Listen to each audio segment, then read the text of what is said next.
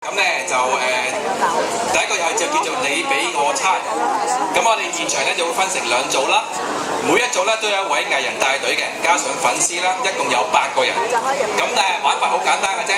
咁我哋嘅詞語咧就有3個主題，分別就係 TVB 劇集、綜藝、成語同埋日常詞語。所有詞語咧都包含喺呢3個主題裏邊嘅。嗱，注意啦，每一組嘅限時係3分鐘。猜得越多，贏嘅機會就會越大嘅。同時每組咧有3次 pass 嘅機會，3次用完就唔可以做 pass 嘅喎。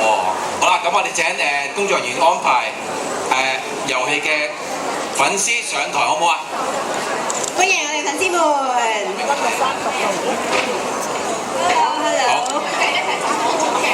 好。係呢位呢幾位就係阿張振朗先生個組嘅。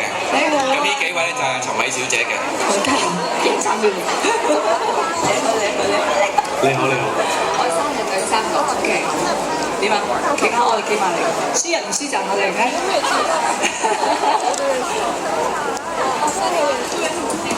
好啊，陳偉祖先開始好唔好啊？好，咁啊，等先，早先咁，我哋就企埋呢邊啦，係嘛？好，每組派一位成員上台，係啦，睇題目。好。你嗰邊攞題卡係啦。